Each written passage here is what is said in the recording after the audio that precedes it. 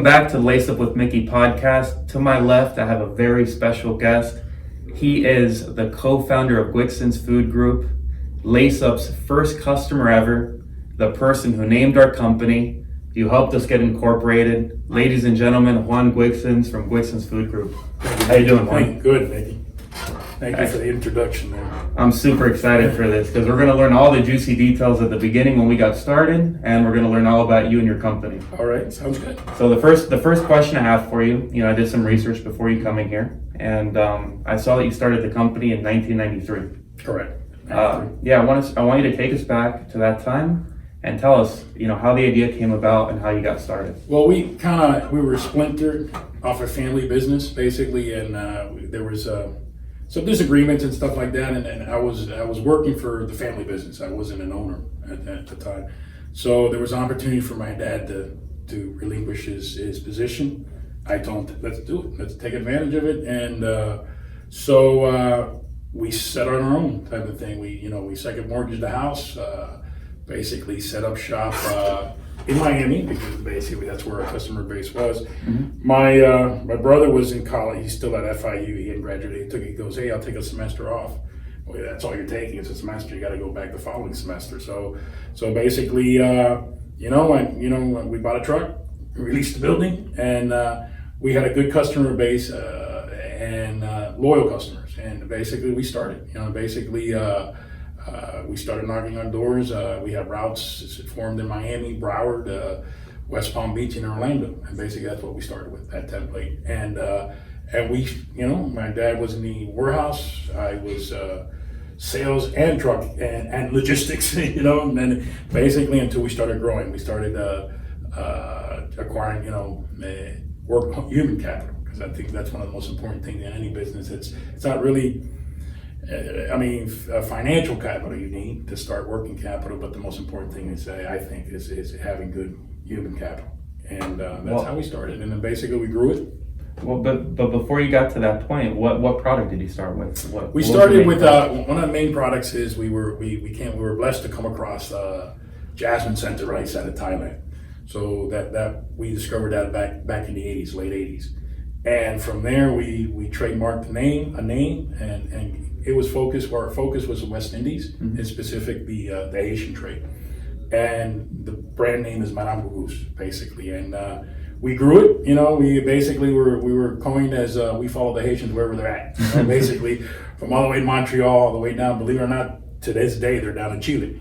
And so basically we just grew it, and then we started opening up operations.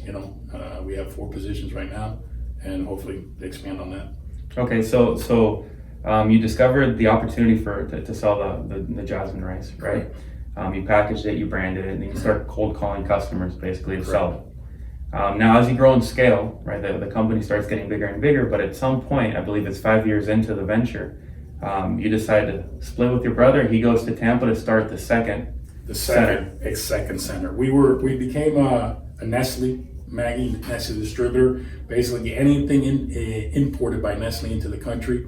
We were at the time, I think we were 5th distributor in Florida, and very specified in the ethnic trade. So they actually pushed us to open that second location, and I just got married, and basically my brother was still in college, and he's finishing up college, and he said, listen, I'll go. So he says, we'll open. So we literally opened up with 2 employees up there, And he moved? He moved. He actually relocated. He would actually drive the first 9 months, and we were kind of, he had a girlfriend, so hey, listen, either get it married quickly, or just going back and forth is dangerous, first of all. And so basically, he set up the operation, and what started driving us, we started looking at technology. He really is the one that put us into technology. We had a software we had purchased. We weren't using it. We were still invoicing by hand. And he says, listen, I can't do this and grow the business. So we started invoicing. We had the accounting, Sage, it's still to this day our backbone, as far as, and then LaceUp showed around, basically, and I met your uncle, Michelle, and he says, listen, maybe this will work. So we tried it in Miami, but honestly, we tried it first in Tampa. And that's how he was able to grow the business. We acquired the salespeople. basically delivery personnel, and we kept growing, and basically, and that was basically the plan, and we had a model, basically is he was an owner already, but he got more of an ownership because he moved position. So basically he felt that he wanted to grow the business, so he did. Basically we're not the largest distributor, but we're a player in the market. Basically. And what's interesting is there's a lot of parallels, right? Because you started, and then later on he splits up and moves. Mm-hmm. In our case, we started, my uncle started here in 2002, but he didn't take it seriously until 13, 14. Mm-hmm. Now, 6 months after he goes full time, I graduate college, right? Long story short, which I said on the podcast before, we're sitting around the kitchen table and we have an argument with my mom, and long story short, my uncle gives me a job. I was gonna come and sell for him, right? So it took me 3 years to start selling to the American market from Las Vegas. So I'm in Vegas, he's here. But the company starts growing like crazy. At the time I was with my fiance in Vegas, Michelle. And I'm like, shit, we really need to move, right? Because otherwise we'll never scale the business. So at the time, about 2 months previous, we had a kind of a rough patch because I kept working, kind of ignored her a little bit. You know what happens when you're starting to grow these companies. But anyways, the question was the same one as your brother. Do I get married? Do we break up? This long distance thing isn't gonna work. So I manned up, I proposed, right? And we moved across the country. We put everything on a pod, parked it in front of my uncle's house and moved. I left behind a pretty good life. My mom, thank God, makes a good living. She does real estate and stuff. But I was like, I got to get out from underneath all that, and I got to do it on my own, right? So that was the move. And obviously, when I came here, I came as part owner of this company as well. Why? Because I took a leap of faith. That first year, $0 until December. So every day, bro, I'd call just like you did, cold call, get hung up on. I don't know what kept me going. I think it was just the fact that people kept hating on me. They were like, "You're not going to do it, quit." I was like, "No." It's perseverance, man. You knock on doors and you can't get tired. Basically, and sometimes you have to do it for free. Yeah. And basically, what you did for a whole year. For a whole year. It's sales. Basically, and doing the trench work and marketing it's the largest. It's the biggest thing you ever do in your business. Is you're selling your business. You're selling yourself and you're selling the business at the same time. So it's a challenge. And not everybody's made for the challenge. There's people, tacky guys that can't make a sale. And basically, and it's a special breed. Basically. Nowadays with technology, there's more stuff up there, but you still need that one, that face to face and close a deal. You're still going to need that. Right. Basically, there's no computer that can close a deal. There is. They can replenish, but there's no closing a deal without a face to face. And relationships. Yeah, and I think as artificial intelligence and all these new technologies come into play, I think the only profession that's going to be left standing at the end of it is a salesperson. You're right about that. Because there still needs to be, with a high ticket purchase, some kind of interaction. Because a high ticket purchase isn't $99.99 buy now. No, you have to talk about it. How are we going to solve your problem? How am I going to build out a product for you? It's a project. It's not just a flip of a switch, right? It's called accountability. Yeah. Basically, what it is, somebody has to be accountable for what you're selling. Computer, a person's is not going to talk to a computer. The accountability, well, that's a computer. It's not a living thing. So that's the thing. It's accountability. I think that's something that we should all think about more, being more accountable to relationships, to businesses, and stuff like that. So yeah, you're right. It's a trade that will be here forever. It is the trade. Without it, I don't think we'd be sitting here today. Correct. But so circling back, I want to talk about. So '98, he moves up there for need, basically, because you had to growth. And now you guys start expanding. And 2001, my uncle cold calls your warehouse. Talk to me a little bit about that. How did you become our first customer? He came to us, and so he was working in the industry, not the beverage industry. We were in the food industry, and he says, he was seeing what we were doing. He goes, man, this would be a lot easier if you had technology. And I go, Michi, if it's not broken, why change it? That's the kind of mentality thing, and it's hard to change. People do not like change, especially if things are working all right. But then he kind of sold us basically on the idea. Listen, you can be more efficient. I know we were getting out at 7:00 in the evening. And because the orders were coming in later. They were coming. The salesman usually had cutoff time was about 3:00. So basically, literally, either faxing it in. It was faxing because that's the point. Back then we had fax. Basically, so they would fax the orders. Then we would set them up on the computer. Input data entry. Sure. And then, but by the time they got printed, and we wanted 24-hour service. In other words, you would put the order in today, deliveries tomorrow, which was very difficult. It was a challenge. The only way you can accommodate that was by the long hours. Yeah. So that was a good point that I liked. That goes, listen, I just got married. My baby was little, so I wanted to spend some time with the baby. So I was and I said, you know what, this could work. And I know my brother was having the same issues. He was getting out at 9:00 at night. Just getting pulling orders with the guys. So we saw this technology, and I've always seen it. I know Goya was one of the industries. Usually they're pretty good as far as leadership. And I kept saying, if I can do that, I remember their salesman getting soaked because basically they had to go to phone and had to put on the computer to a receiver, and that's how they transmit the order. And I thought that was pretty, I figure, Goya, they could afford it, but we were small starting out. I don't know if we could afford that technology. And he just says, no, there's product out there, nowadays. You can do it. You can do it a lot simpler, and sure enough, we tried it. We sold Juan Sr. because we had to sell Juan Sr. on the idea, basically. It was an investment, but it wasn't that, it didn't break the budget, type of thing. And I was willing to take the risk. Like in business, you take a risk, basically. Was there a product though? Did my uncle show you something, or did he pitch you an idea? He pitched the idea, and then he started the product. He just didn't know. He couldn't even name it. And he goes, "What do you have a name for it?" "No, it's this thing. You put it here." And I go, well, "You gotta name it." And basically, I'll take the credit for it. I say, "Listen, man, I think what you're doing up is you're lacing up to one system.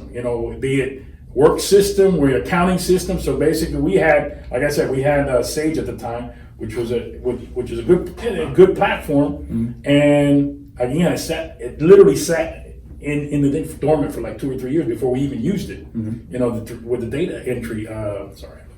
And basically, I go to him. I go, "Listen, we're running this just to get this change. Now I got to tell these salesmen that they have to do." He goes, "We got to educate." He goes, "Juan, nowadays people are more savvy to technology." And sure enough, the salesmen were, "Oh yeah, we can do this and stuff like that." So then.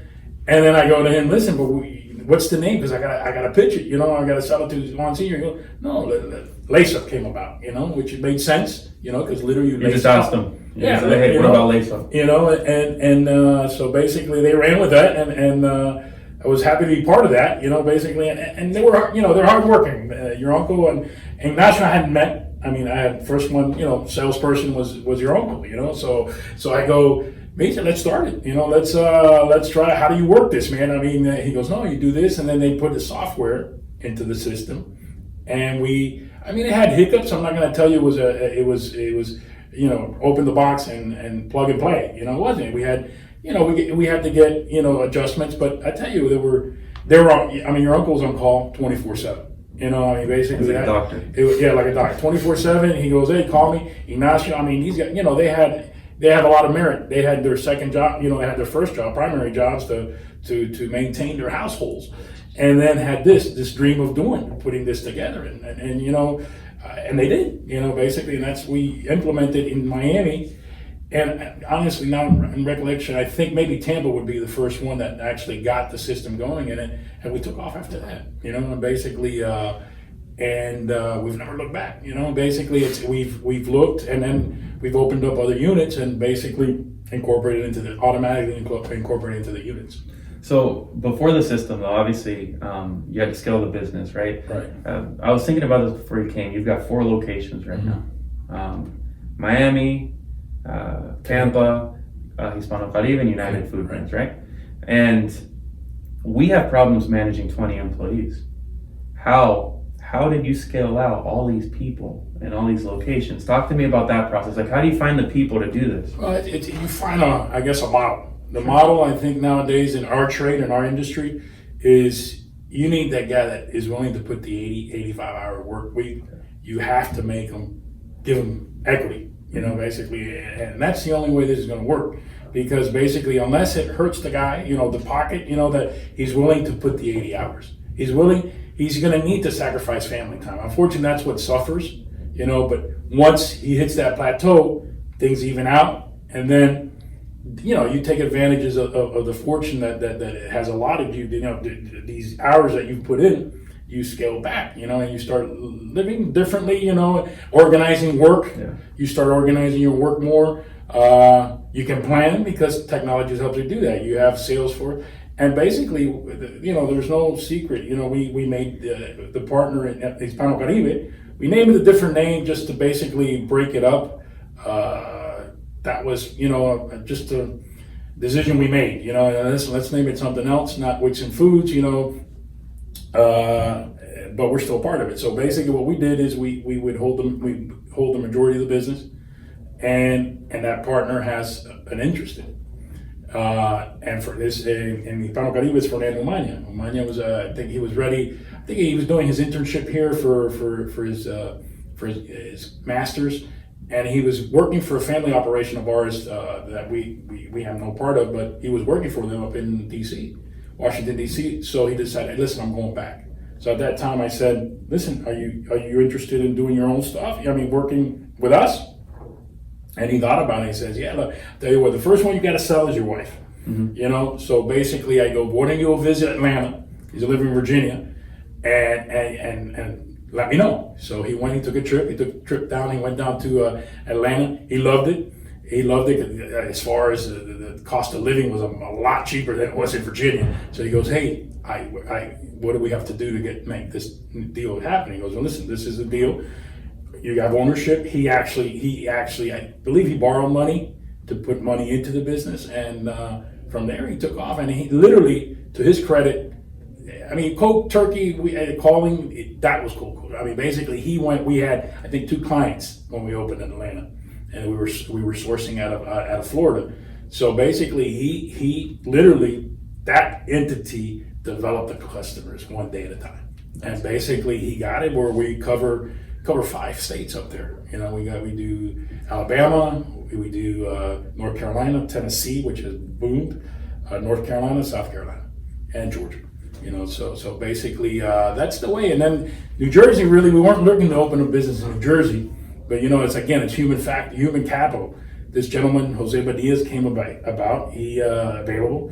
He was working for La Cena, which was a big company up in that area, and my brother tells me. He was selling to our unit in Tampa. So he goes, hey, listen, Jose is no longer with this company. Why don't you interview? So I was up visiting a sub-distributor up in New Jersey, and he goes to me, yeah, let me change. I'll change my flight because I had a flight that evening. I said, I'll change it for the next day because he was driving up. So literally, we struck the deal and sitting in a Marriott courtyard, and he came over, and it was father and son. Kind of, so it hit that nostalgic thing of like my father and myself. So, it just built gut feeling. We built a good rapport, and we said, listen, let's do it. We do have a third partner in operation.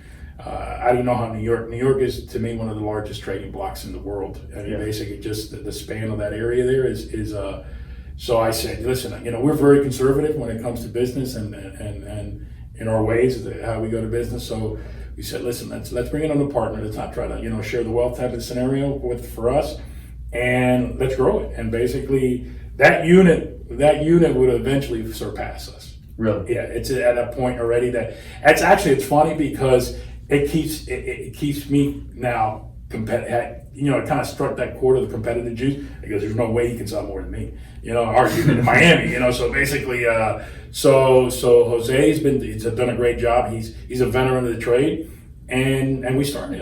We incorporated in 2013 United Food Brands, and again we implemented LaceUp. Basically the only way to grow. Jose had I'm not sure what he was using, and it It's a system. It was an older system. It worked for them. But I go, Jose, look, we work with this system, LaceUp, and it works for us salesmen. I go, listen, it's not a perfect, because I don't think there's a perfect system. I mean, basically, so, but they're accessible, and it's easy to use. Really, it's not. And that's how we started. Basically, Vantage Point, Jose had a lot of relationships, so we started, and then we I think at the turn of the turnkey, we had five salespeople already. So it had come over from him, from other companies that he knew from the trade, and then we started. And then basically, but yes, LaceUp is an intricate part of it's a tool that we use as far as like, we have sites on other markets to open up, and it's just finding that human capital. Basically that's the most important. That person that's willing to Put in the work like you did yourself. You worked a whole year before you got a paycheck. Here we're a little different because we already have a platform that there's no need for that. Copy paste. That type of thing. But so it's that's been kind of our growth. In the last, I think we're 25 years this year, and it's.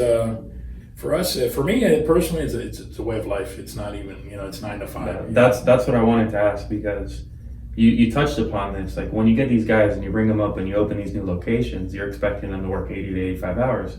But at some point, you start making money. And you start making good money if you're an owner of one of these companies, right? So how do you get to the point where you get complacent ever? Like has there been periods in your life cycle where you've been comfortable, or have you always been like more and more and more? Tell us about that. I mean, basically, I think in business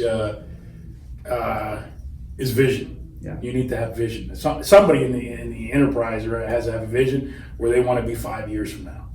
Basically, and that's what I like to do. That's basically that's what keeps me going. Wakes me, I wake up in the morning and I say, well, what do you want to be? We have projects. We have several projects in the oven, I guess, if you want to call it. And yes, complacent is an issue in any industry. Not just the food. So basically, we have to keep it competitive somehow. And Jose really, when we opened United, he was still small, but he's already, like I said, he's right behind me. And I said, no, I can't let him sell more than me. So, it's finding people. I mean, one of the biggest, in our trade right now, the most challenging thing is logistics, is finding drivers.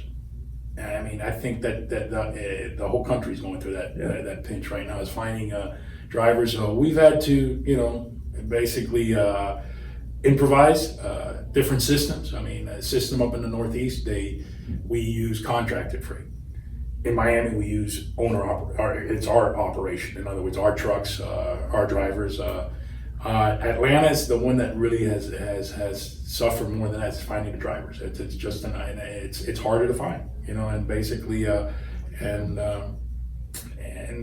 challenges. That's what kind of keeps you going too. You got to see. Our Atlanta operation has withstand through the years finding personnel. That's the way.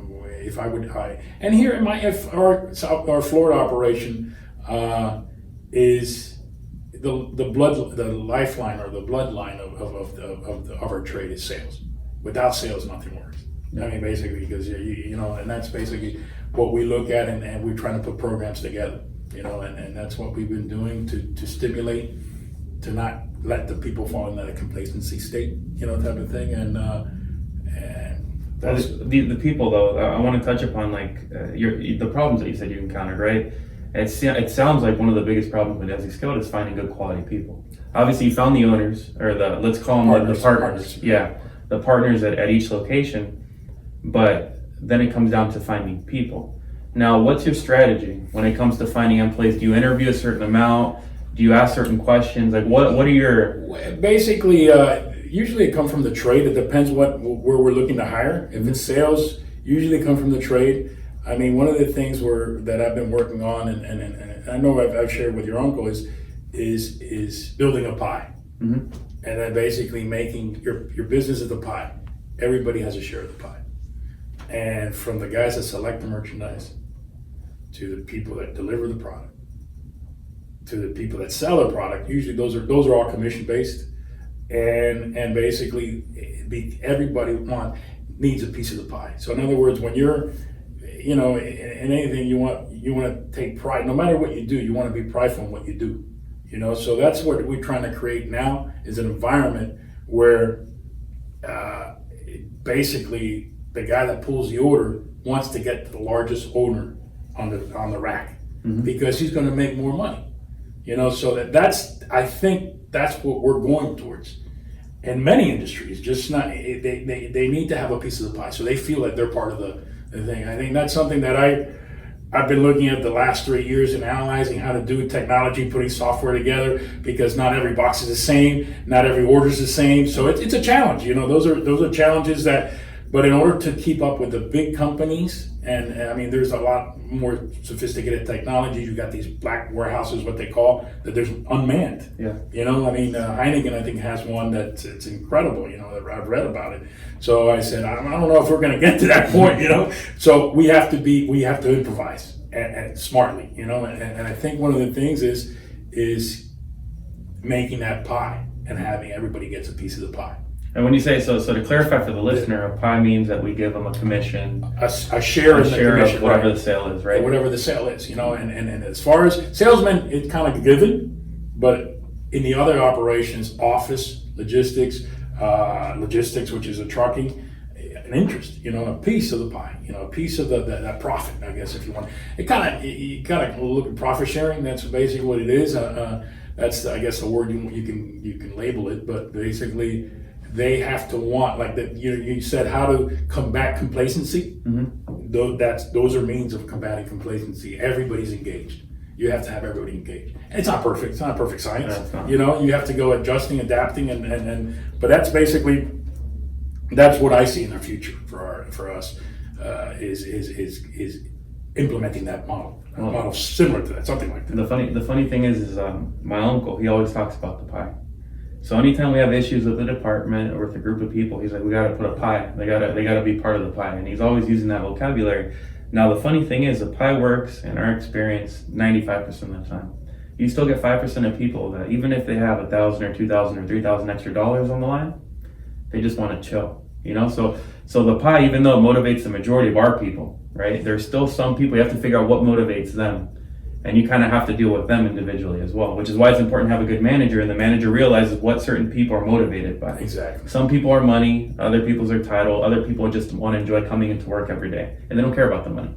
And it's crazy how that works, and that's the difficult part of scaling a business, and that's the part that we're in now. We need 10 employees right now, but we can't bring them all in because we don't have a formula to bring them in and incorporate them without it being a tremendous amount of work for us, right? So that's where we're at now, and I imagine, like you said, human capital is a bottleneck to any business. To any business. I mean, basically, it's essential for growth. Basically, and it's challenging because basically, when you get to a point of management, upper management, it's not much looking at the business aspect. It's managing people as well. That's the big, personalities where if you put A and B together, where they maximize output, type of scenario. So it becomes a big challenge. And as growing business, you grow from the ground up. You have to, as an owner or founder, you have to adapt to those situations. And it's why we get up every morning. Suit up and go to work. Basically it's a challenge. Every day's a challenge. I think if you meet life like that, I think, that gusto to get up every morning and we're in a country that affords that, and we're blessed to have that, basically. So it's that, finding that, and again, I remember when I got married, I told my wife, this is not 9 to 5, this is a way of life. It's a way of life. And basically, and I've been doing it before we had our company, so I enjoy it. The day I don't enjoy it, the day I don't enjoy it, that either we sell it, or we find something else to do. Well, you talk about, an important thing to touch upon is that you talk about, having a vision. You talk about adapting and evolving and all these things. Now, do you have anything that you use as tools to help you learn still at this point? Like, do you read books? Is there anything that you do still to keep your mind fresh with new ideas and stuff? I do. Basically, I take some courses at school, like executive at school, and basically kind of I remember one of the most important ones I took, this was back years ago, I used to get by email or by mail, mergers and acquisitions. I remember going to one of those seminars up in West Palm Beach, and these were people that are looking to sell their businesses, and it opened my eyes to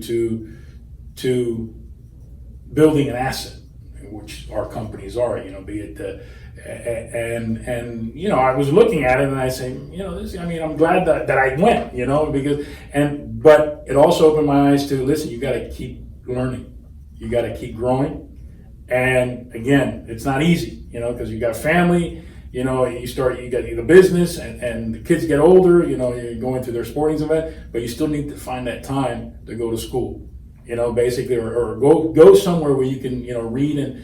And what I do is just basically read. I pick up and I look at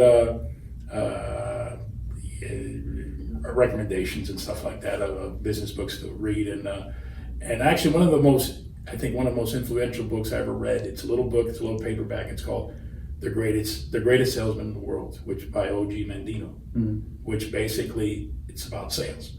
And I remember one of the chapters is that this salesman is commissioned to sell a robe, an expensive robe, and he gives it. Basically, he doesn't sell it. What he does, he finds this person that was cold. It was cold, and the person had no clothing, and he said, "Jesus, I was commissioned to sell this," but he gave it to that person, and that impacted me, because it's not, and the thing. For a brand, I really preach to my kids, and you got to give back, and basically one of the things we do is, my trade is the Caribbean trade. Unfortunately, they're going through some struggles. The Caribbean always gets affected. One of the biggest impacts is the hurricanes and stuff like that. So basically, one of the things that you're saying, how do you keep involved, and how you keep engaged in the trade or whatever is find that charity, that community-based thing that you believe in. And basically we do, there's a group out of Miami called Blue Missions, and they do work in Dominican Republic where they tap source water. We take it for granted that water is everybody has water. No, not necessarily. So again, going back to the it's finding what you like and involve it around your business. Build it around your business, it becomes your life, basically. It's. I think the crazy thing is there's a lot of parallels between all people that have some success. Obviously, some have more than others, but the crazy thing is that I found is that we all like to give, right? I love providing value to people. I love giving advice. I love giving money. If I have cash and I see somebody that needs it, I give them something, always, right? And then the crazy thing is that I found is when you do that enough, all of a sudden things start coming back, and the world starts repaying you. Even this social media thing that I'm doing, it's not about LaceUp, it's not about my product, it's about how can I help those tuning in to do kind of the same thing that I've done and that you've done. And that idea and that philosophy of providing value to these people has been a much larger return on investment, right, than just pounding people and being all about me. So that's the thing that people need to realize. Like, it's not about you; it's about everybody else. Community, man. It's a community. It's your customers. It's your charities. It's your employees. You're like the least important. At least I feel that way. It comes back to accountability. Yeah. We live in a society that we have to be accountable for. Yeah. We can't just look the other way. Unfortunately, the environment's been. I don't want to get involved because legally, and you have all these scenarios and stuff like that. But it's accountability. We live in our society, in our community, man. What we have to make it better. And again, it's a. They say that what's that saying where it's better to give than to receive. Yeah. And you get to a point in your life where it is right. Basically you don't need, at least personally, accolades and stuff like that. We received an award the other day, last year, from the NSA, National Supermarket Association, as far as just, of being the number one distributor, and it was fine, we all dressed up with black and white, we called the black tie and stuff like that. and it was fine. It felt good, you know. I mean, at years of work, you know, you get recognized by your industry, you know, which I imagine it felt good, you know. But basically, but where the work I like to enjoy is in the trenches, you know. I mean, basically, and what I mean by trenches in communities, you know, basically, and as you get older, you see that, you know. I mean, it's something, but you do definitely need vision. Yeah. And a jolt of, you know, mindset, you know, a new mindset I get to come in, and at the same time, I think as owners, there's a point in time where you may need to step back, and you got to recognize that point. You know, you got to leave, you know, young blood come in. And my plan is, I mean, my personal plan, hopefully at 65, if God gives me health, is to scale back and let next generation, or it doesn't necessarily have to be family, to bring somebody else in. I mean, I'm not, you know, basically I enjoy mentoring other. I mean, basically other. I graduated from Christopher Columbus here in Miami, and they have a great mentoring program. And I do my own thing. I don't, you know, you set patterns. I mentor a couple guys on the outside and stuff like that. And so much that I've invested in their business, and them more than anything else. But basically, because again, accountability, man. They're in our society. You know, we have to set the example. You know, if you don't say, you know, I mean, nowadays there's good examples and bad examples out there. So that's basically. Well, it's better. It's better to be a good example. And, yes, yeah, you know, definitely. I mean, and hopefully, you know, I have a saying that you know, I just want to leave this world a little better than when I got here. Basically, as simple as that, you know. And if I can do that and have the means to do that, why not? You know. So. Well, and I think that's a good segue. I mean, I'm going to ask you a couple last questions to wrap up. I mean, the first question is, what are the plans? Like, what are you going to be doing, you know, from now until then? In the meantime, what you said you have a 5-year vision. Talk to us about the next 5 years. We're looking at basically expanding into other markets, and basically building platforms. Because one of the things that is very challenging is the marketing aspect. I think it becomes marketing. You know, you can have, you know, like in my industry, like I say, there's 5 points, I call it. Mm-hmm. There's in the supermarket, you set up the store, you sell the product, mm-hmm. you deliver the product, and you pack out the product, and you put it in the shelves. There's that element that you have of marketing. The store owner wants the product. You know, what are you going to do to move that product off my real estate? So marketing. Mm-hmm. You know, it's all about, you know, basically how do we move it? So I see our business phasing. I mean, as far as developing a component for marketing. You know, and what I mean that is that we have actually festivals that we have. Right now, what I'm trying to do is cross over my brand into the West Indies trade.